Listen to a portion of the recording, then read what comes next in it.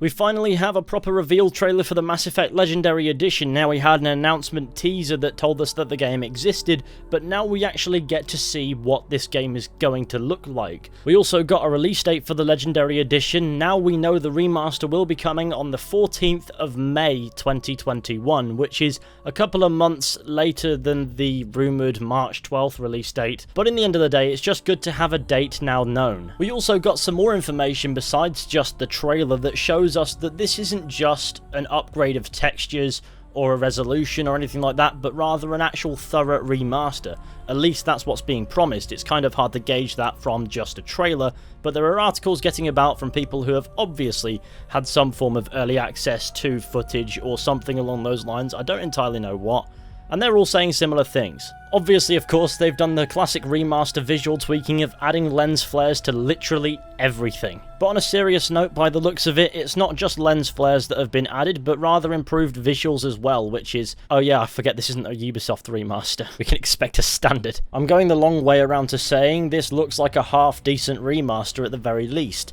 Now, of course, that could just be me being excited to have the excuse to go back and replay these games. Obviously, visual improvements, that's what you kind of expect from a remaster. They are what they are. All the Mass Effect one-shots in the actual trailer looked really weird to me. I don't know what it was, but they just sort of did. But if this screenshot is anything to go by, then it's not going to look bad by any means. They've even improved the HUD, so that'll be more satisfying to look at, I guess. I could sit here and use my observations to talk about what I think they've remastered all day, so we're not going to do that. We're going to have a look at some of the information that's been shared along with this trailer that's released. I'll leave a link to all my sources in the description for you to check out. First, we've got an article from VentureBeat going over some of the significant improvements. Firstly, the game is still running on the Unreal Engine 3, but BioWare spruced up the engine where it needed to. BioWare focused the development on PS4 and Xbox One, so it runs in backward compatibility mode on PS5 and Xbox Series X and S. I'd imagine they'll try to find a way to upgrade it later on, but there is unfortunately every single chance there that I could be wrong. I'd imagine it's not, because you'd want to capitalise on the next gen as much as possible.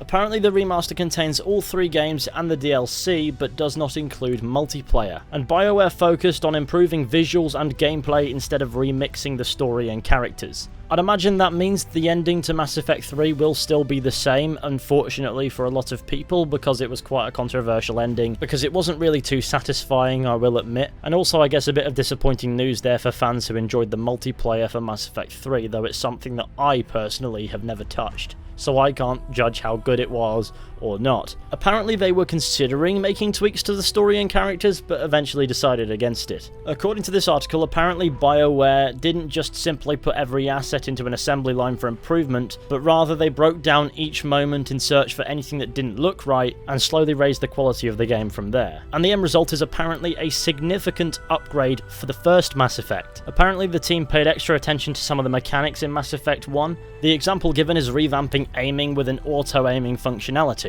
Another article by VentureBeat implies that the studio used AI to upscale all the textures in the Mass Effect Legendary Edition bundle. Apparently they increased the cap that the engine places on the texture sizes, and then they ran all the original uncompressed source art through an AI to upscale the resolution, which they did across the entire trilogy with tens of thousands of textures, increasing their resolutions by at least 4 times, apparently if not 16 times. 16 times. No, don't think about that. According to a Eurogamer article, it seems they have made improvements to the mechanics of the Mako's driving system. Thank fuck. Apparently the Mass Effect Trilogy Legendary Edition includes 4K support and HDR compatibility, plus 60 FPS on PC and consoles from PS4 Pro to Xbox One X and Series X forwards. Apparently on PC it will also add support for controllers, which is finally, I guess, because Mass Effect on PC has no controller compatibility and you have to mod it in, and even then it opens up a whole new box of problems. So it's good that it's finally added, though this is one of the few games that I actually prefer to play keyboard and mouse. Maybe some of the mechanical adjustments will change that for me.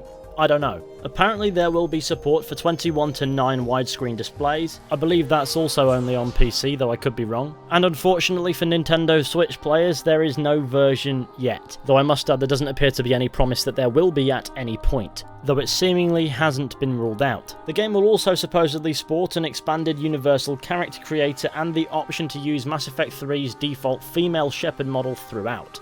So I'll have an expanded range of available skin tones, hairstyles and makeup options for a more diverse range of possibilities in customization. And that's something I really like the sound of. That I think the customization in Mass Effect 1 through 3 wasn't as expanded as it perhaps could have been. Let me create an absolute utter abomination if I want to, you know what I mean? It was such a hit and miss character creator for me that I often just opted to use the default. The game will apparently have a single launcher to wrap all 3 games into one. I'd imagine this isn't too dissimilar to the Ezio collection, where you just open it up and you have the 3 games there, then you choose the one you want to play. Apparently the lift to the Citadel's Presidium level in Mass Effect 1 has been reduced from 52 seconds to 14.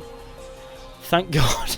There also have apparently been some quality of life tweaks to certain boss fights, such as the Matriarch Benezia boss fight, which, if you remember, she was quite capable of putting you on your ass right away and then just messing you up. Apparently they've also added in extra autosaves, so if you die in boss fights you just have to restart the fight. I presume this means just Mass Effect 1 because I don't remember that being an issue in 2 or 3. I'd imagine they apply this to other fights in the game as well, such as the Thorian, because that one was also a pain in the arse. And so to sum it up, it does look like this remaster is at least in semi-capable hands, though I think for the full understanding of just how capable those hands are, we do need to see at least some form of gameplay running or something like that, which with remasters we don't tend to get until the game actually launches, but you never know. It both looks and sounds like it's going to be competently handled, so I'm quite happy with the information and footage that we've got. The visual improvements I'm sure will speak for themselves when the game comes out, though in the trailer and screenshots they look alright. I just don't think it'll hurt to give us a comparison trailer so we can see the differences between the original games and the remaster running. I think a broader side-by-side comparison will show us the improvements that they've made to the visuals better than just a trailer would. As for the mechanical improvements to the gameplay, I think it'll take playing the game to actually know what those feel like. So whether or not those are any good, I guess we'll have to wait and see. And that wait will be 3 months long, as this game is coming out on the 14th of May 2021 as it stands. I can't imagine this getting delayed somehow unless they've managed to break something fundamentally, and if that's the case then I guess shit happens. But I think it's fair to say that I'm happy to wait, and I'm just chuffed to have an excuse to go and replay the Mass Effect trilogy because I love these games. Probably my favourite trilogy in gaming. So let me know what you think about all this down in the comments section. I'd like to think I'm quite happy with the news, but I believe that to be the conclusion of this video. So, thank you all for watching this roundup styled video. I hope you enjoyed. Be sure to go ahead, leave a like, subscribe, share the channel with your friends and all that wonderful stuff. That would be fantastic. And hopefully I will be seeing you all very soon with another video at some point. But until next time, take care and goodbye.